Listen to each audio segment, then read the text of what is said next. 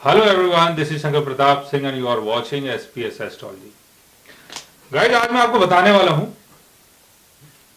कि जब हमें कोई बीमारी होती है या हमारे परिवार में अगर किसी को बीमारी होती है तो उसके चक्कर में कई बार क्या होता है कि जो हमारी सेविंग्स है वो बर्बाद हो जाती है और जो हमारी इनकम है वो भी बीमारी में खर्च हो जाती है।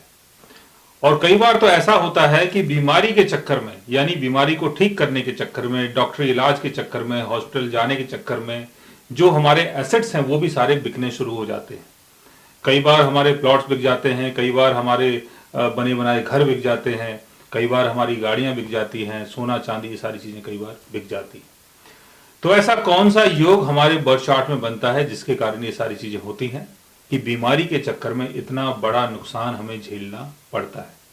तो चलते हैं लगन चार्ट, मून चार्ट, चले चार्ट की तरफ और समझने की कोशिश करते हैं।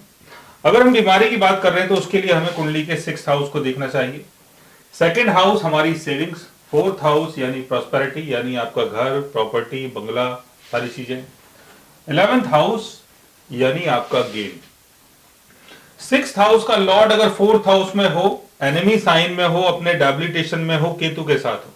तब आपके साथ ये चीजें हो सकती है कि बीमारी के चक्कर में जो आपका सुख है वो धीरे धीरे करके बिगड़ना शुरू हो जाएगा, यानी प्रॉपर्टी, घर, बंगला, सारी चीजें बिकनी शुरू हो जाती हैं। 6th हाउस का लॉर्ड अगर 2nd हाउस में है, एनिमी साइन में है, वीक पोजीशन में है, केतु के साथ है, या केतु का एस्पेक्ट पड़ रहा है या शनि का एस्पेक्ट पड़ रहा है, तब भी आपके साथ ये सारी चीजें हो सकती हैं। 6th हाउस का लॉर्ड अगर 11th हाउस में है, अपने एनिमी साइन में है, केतु के साथ है, केतु का एस्पेक्ट पड़ रहा है, या शनि के साथ है या शनि का एस्पेक्ट पड़ रहा है, या 11th हाउस का लॉर्ड वीक पोजीशन में है, तब आपके साथ ये सारी चीजें हो सकती है कि बीमारी के चक्कर में जो आपकी इनकम है वो बर्बाद होनी शुरू हो जाए। 11th हाउस का लॉर्ड अगर 6th हाउस में है, अपने एनिमी साइन में है, और 6th हाउस का लॉर्ड भी अगर अपने डेबिलिटेशन में है, वीक पोजीशन में है, कंबस्ट हो गया है, तब आपके साथ ये सारी चीजें हो सकती हैं कि बीमारी के चक्कर में जो आपकी इनकम है वो सारी बीमारी में खर्च हो जाए।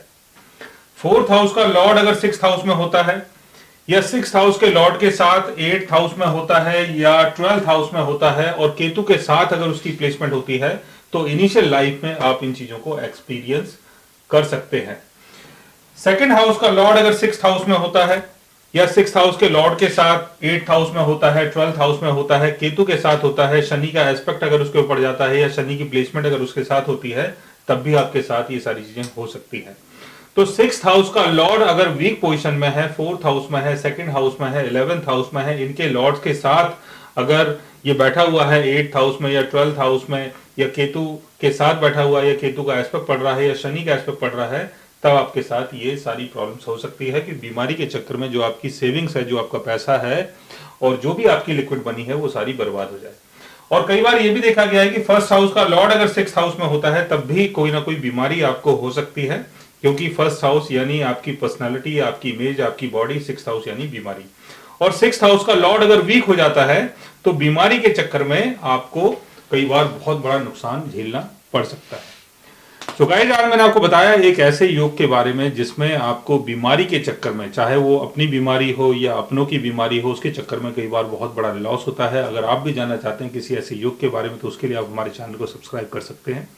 और अगर आप हमसे बात करना चाहें, कंसल्ट करना चाहें, पर्सनली हमसे मिलना चाहें, तो आप हमारी वेबसाइट के थ्रू, हमारे ऐप के थ्रू हमसे मिल भी सकते हैं, बात भी कर सकते हैं। गाइस, आप हमसे कंसल्ट भी कर सकते हैं। So guys, take care, love you all and good.